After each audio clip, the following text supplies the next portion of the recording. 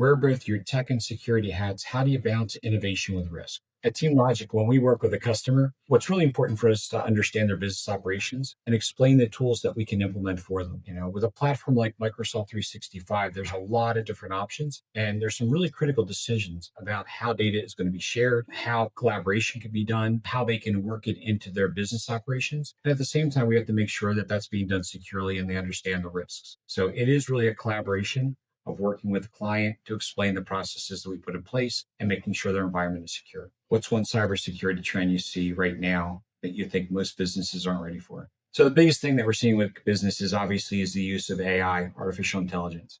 A phenomenal tool.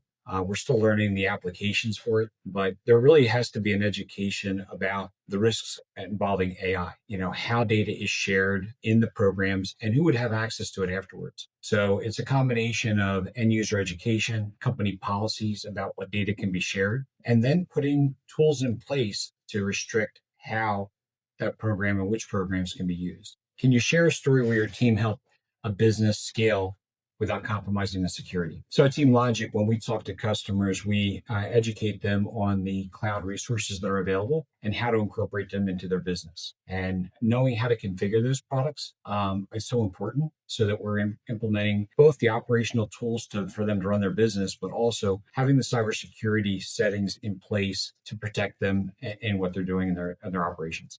When companies start growing fast, where do you usually see them making missteps? So at TeamLogic, with companies growing, it's an ongoing conversation that we have to have with them. We're providing assessments throughout the year and then annual assessments to give them detailed IT roadmaps that help us guide them to make good choices. You have to understand the platforms that we're offering and the risks that are there and evaluate what security is appropriate to protect the environment.